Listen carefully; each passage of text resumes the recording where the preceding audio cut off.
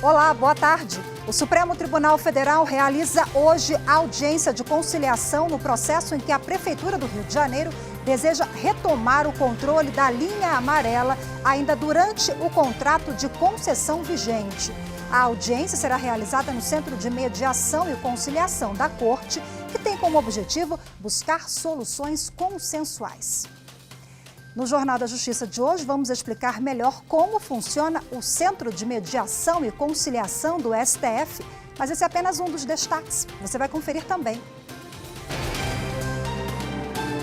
Ministro Edson Fachin, do Supremo Tribunal Federal, abre prazo para a manifestação da Procuradoria-Geral da República em recurso do ex-presidente Lula sobre a anulação das condenações. Depois da manifestação da PGR, o processo vai ser encaminhado à presidência do Supremo para que seja incluído na pauta de julgamentos.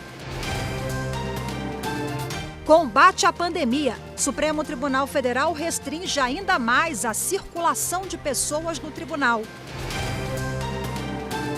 E ainda, ministro Ricardo Lewandowski completa 15 anos na mais alta corte do país. Ele foi o 56º presidente da história do Supremo.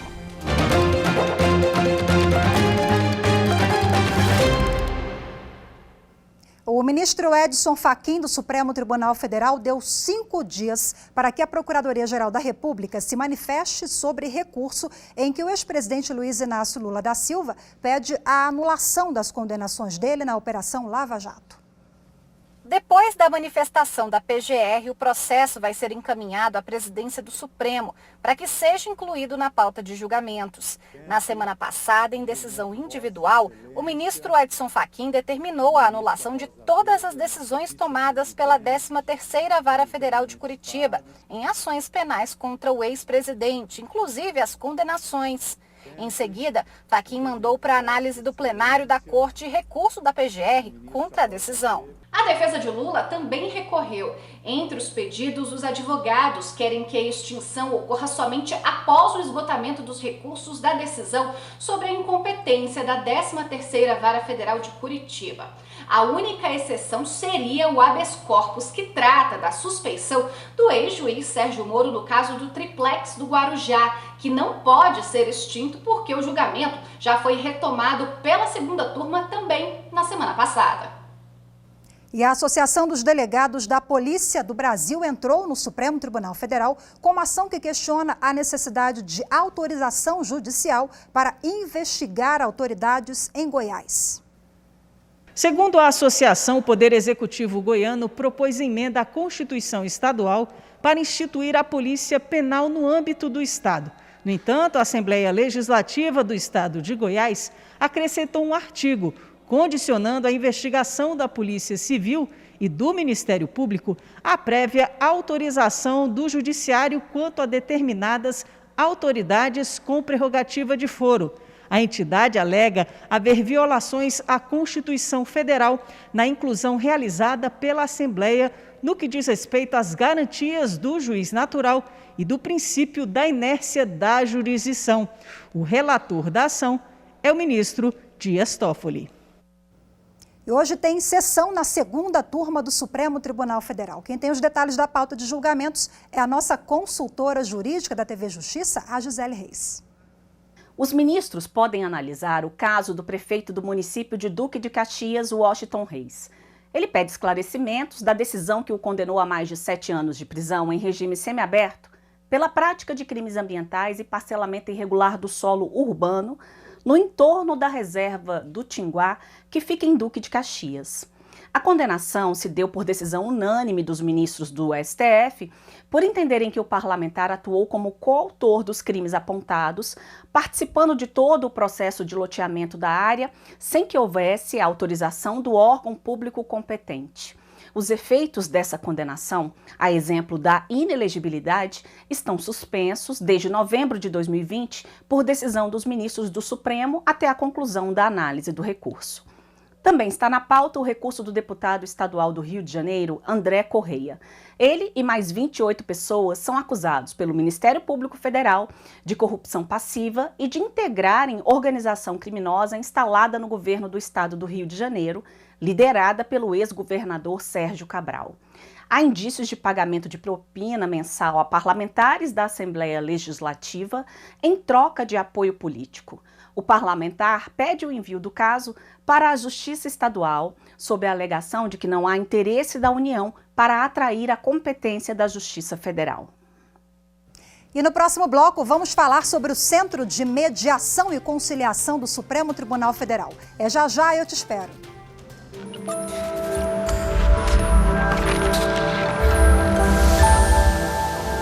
A Constituição de 1988 é importante porque ela contém as regras do jogo político da nossa República. Em primeiro lugar, ela formaliza, cria, constitui as instituições políticas que caracterizam o Estado democrático brasileiro. Mas a Constituição é importante também porque cria limites ao exercício desses poderes. Sobretudo, direitos fundamentais, que protegem espaços de dignidade de todos os indivíduos.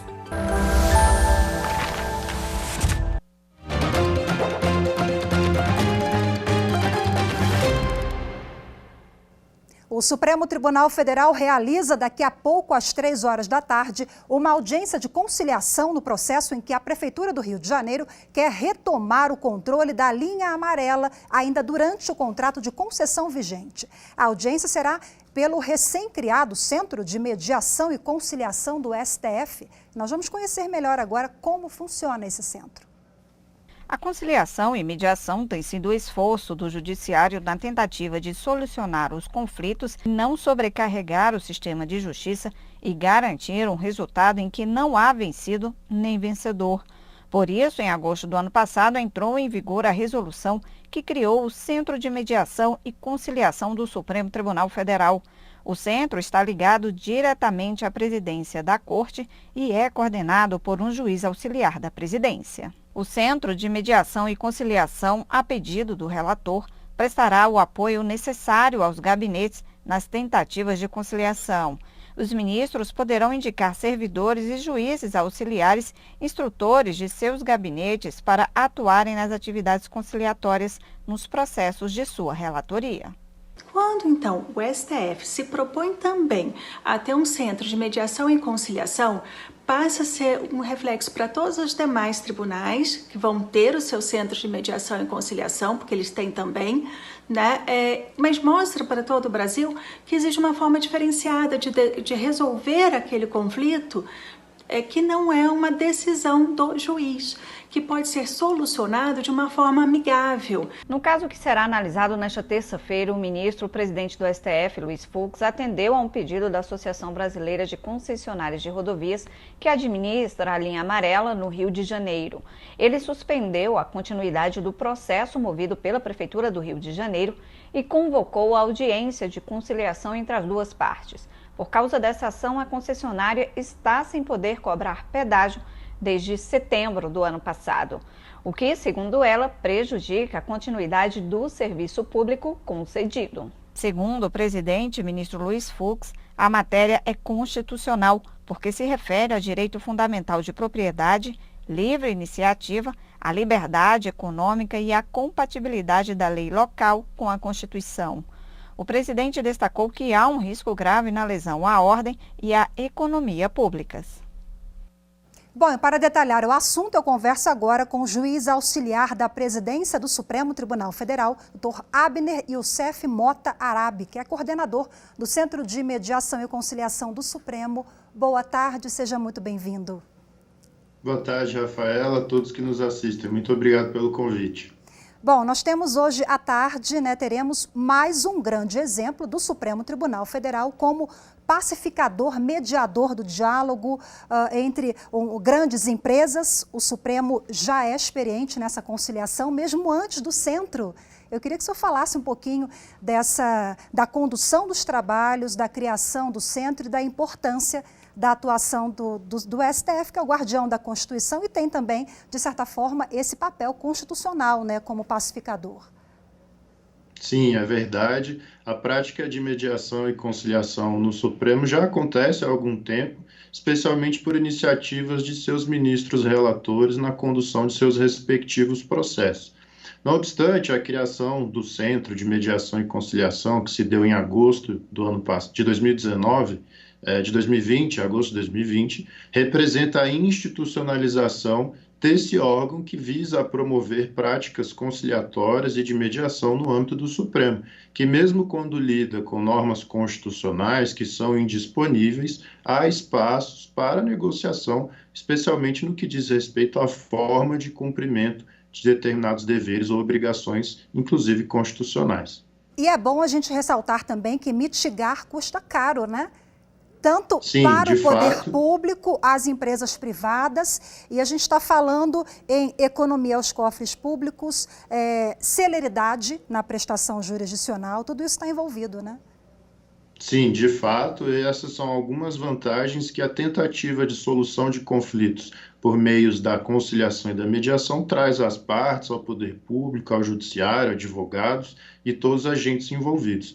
Litigar é custoso, é demorado e, por meio da conciliação e mediação, há alternativas mais céleres, menos custosas e em relação às quais as partes possuem maior poder de construir a solução para os seus próprios litígios. Essas audiências, elas são sigilosas, elas ocorrem na presença... quem é o mediador? Aqui hoje à tarde será o presidente do Supremo Tribunal Federal, ministro Luiz Fux. O senhor vai participar também, mas normalmente, quando elas acontecem em outras instâncias? A figura do mediador e do conciliador existem para promover processos de mediação e conciliação. São profissionais habilitados e especialmente preparados para isso, devem ser capacitados para isso e, em geral, são cadastrados nos tribunais respectivos. A conciliação de hoje será conduzida pelo ministro Fux e conta com esse apoio do Centro de Mediação e Conciliação na tentativa de identificar quais, de fato, os pontos controvertidos nesse litígio sensível à comunidade do Rio de Janeiro e, quem sabe, construir uma solução consensual para a controvérsia. Bom, conciliações em conflitos federativos, o Supremo já atuou. Em planos econômicos, ocupação de terras indígenas, desocupação, nós temos vários exemplos da atuação da mais alta corte, né?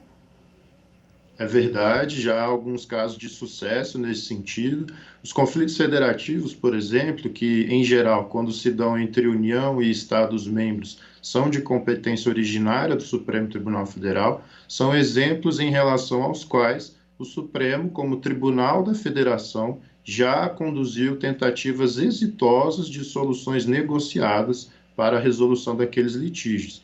Também há históricos de desapropriação de áreas indígenas, como você bem mencionou, e mesmo a conhecida questão dos planos econômicos, que teve um acordo objeto de homologação no Supremo Tribunal Federal também.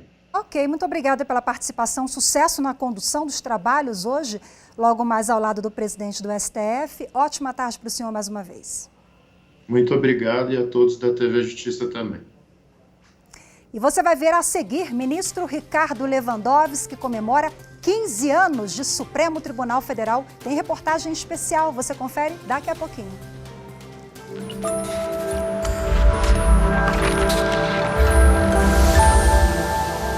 Um sonho? Tenho.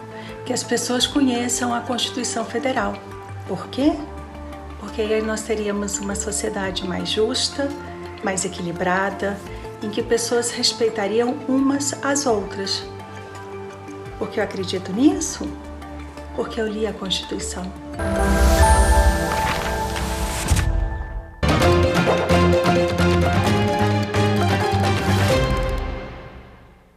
O Supremo Tribunal Federal vai funcionar nas próximas 2 semanas de modo completamente remoto. A decisão da presidência da Corte se deve ao agravamento da pandemia da Covid-19. Atualmente, menos de 10% dos servidores trabalham presencialmente no tribunal. As sessões plenárias e outras atividades, elas continuarão normalmente, mas sem a presença do presidente e da equipe. Bom, para falar sobre o assunto, eu vou conversar agora com o secretário de Saúde do STF, que é um dos maiores epidemiologistas do Brasil, Dr. Wanderson. Oliveira, seja muito bem-vindo. Muito obrigada pela sua presença. Obrigado, é uma honra estar com vocês na TV Justiça. Bom, secretário, nós temos hoje 10% em média de colaboradores e servidores que trabalham aqui no Supremo Tribunal Federal. De forma presencial, a intenção é diminuir ainda mais esse número, porque é um momento crítico, daí a orientação da secretaria? Exatamente. Estamos numa fase muito crítica da pandemia no Brasil inteiro e também no Distrito Federal. O governo do Distrito Federal está tendo que abrir leitos adicionais, inclusive em hospitais que atendem só crianças, estão colocando adultos porque não tem mais como expandir a rede. Apesar de nós estarmos trabalhando com um nível bastante baixo, ainda assim, para cada atividade que nós temos, nós precisamos do suporte de trabalhadores terceirizados que utilizam ônibus e transporte coletivo. Então, desta maneira, para preservar a saúde desses colaboradores, das suas famílias e da comunidade, o Supremo Tribunal está dando exemplo e seguindo, alinhado com as orientações de saúde do governo do Distrito Federal. Falando em orientações de saúde, que nós temos hoje 10 milhões, cerca de 10 milhões de vacinados no Brasil, que corresponde a menos de 5% da população brasileira. Secretário, nós temos hoje, então, o uso de máscara, o distanciamento e álcool gel, medidas de higiene, aquelas que a gente já vem aprendendo. O senhor repetiu muitas vezes lá no Ministério da Saúde no ano passado, estamos fazendo a lição.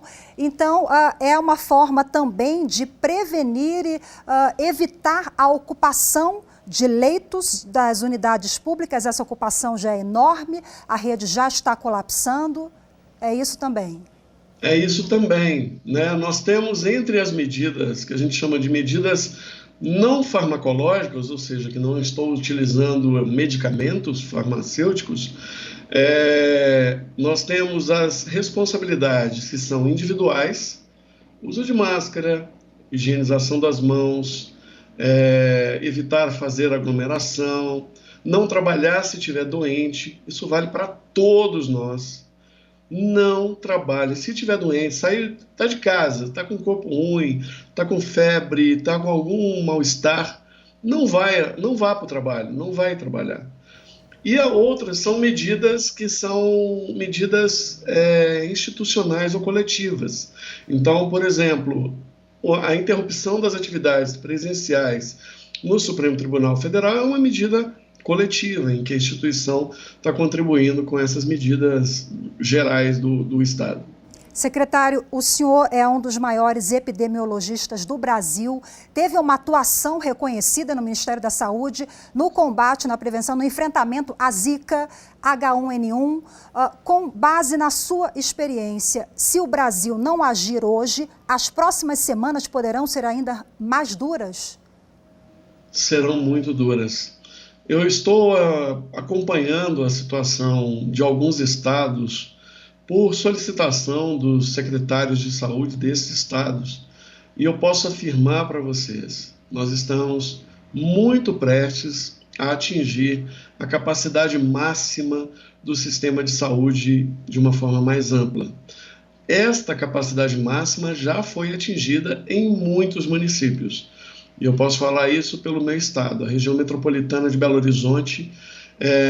Muitos municípios já não têm leitos disponíveis, e não é só para Covid, não tem leito para nenhuma doença. Então, evitem ficar doentes, evitem sofrer acidentes, tomem cuidado, principalmente em casos idosos. Não é só ficar em casa, além de ficar em casa tem que tomar cuidado para não precisar de serviço de saúde. Então, aquele chão escorregadio, né, as quinas, evitem ao máximo necessitar de qualquer atendimento presencial em unidade de saúde neste momento. E é isso que nós estamos fazendo. Ok, secretário Wanderson, um prazer conversar com o senhor mais uma vez. Muito obrigada, ótima tarde. Ótima tarde, obrigado a todos. Tchau, tchau. E o dia 16 de março tem um significado especial para o ministro Ricardo Lewandowski, do Supremo Tribunal Federal. Hoje ele completa 15 anos na Suprema Corte do país. Uma trajetória marcada pela dedicação e empenho em defender os direitos fundamentais.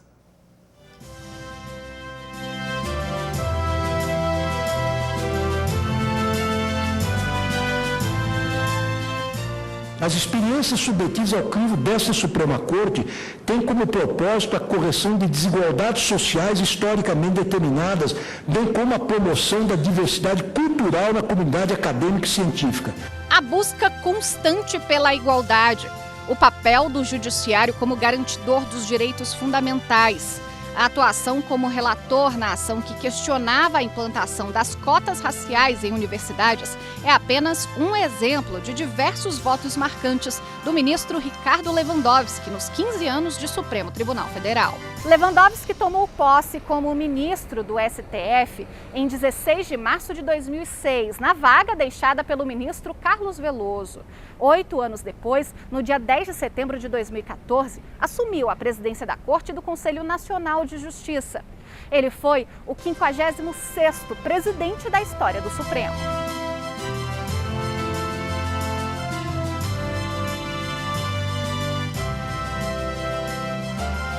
Henrique Ricardo Lewandowski nasceu no dia 11 de março de 1948 no Rio de Janeiro.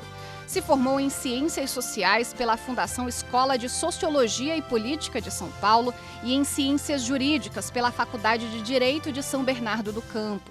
É mestre e doutor pela Universidade de Direito da Universidade de São Paulo e professor titular da USP.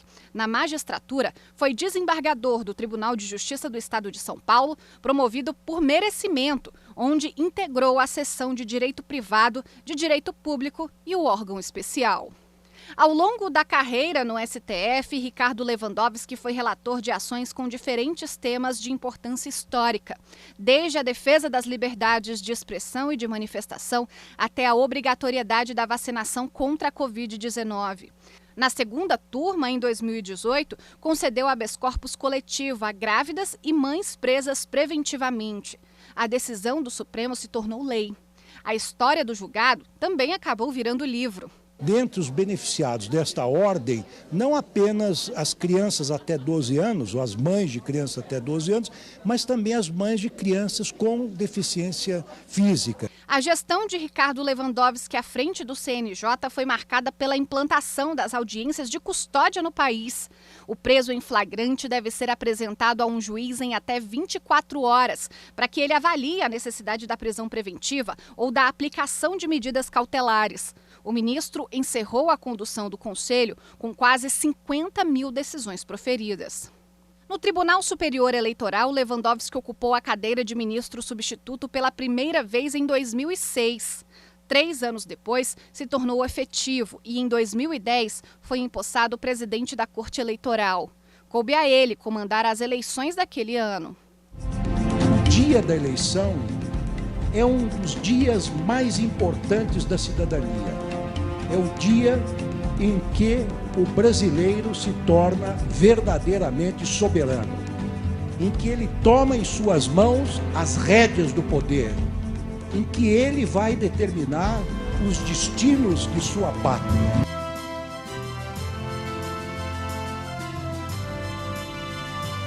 Do Poder Judiciário ao Poder Executivo, Ricardo Lewandowski assumiu a presidência da República em setembro de 2014, 12 dias depois de tomar posse como presidente do Supremo Tribunal Federal.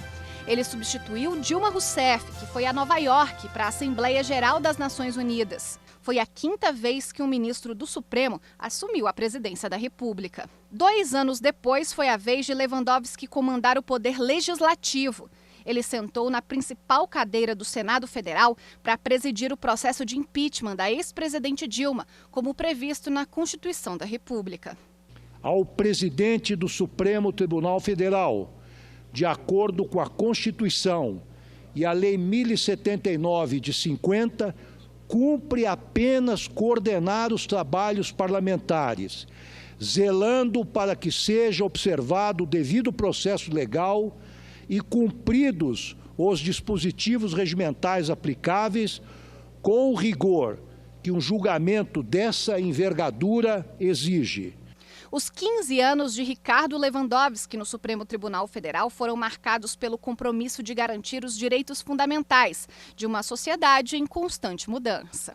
O ministro tem mantido essa sua posição importante de defender uma Constituição que defende o cidadão, que defende os direitos fundamentais. Então, a contribuição do ministro Lewandowski tem sido uma contribuição para o avanço do direito, para, de alguma maneira, contribuir com esse processo civilizatório brasileiro e com o futuro da nação.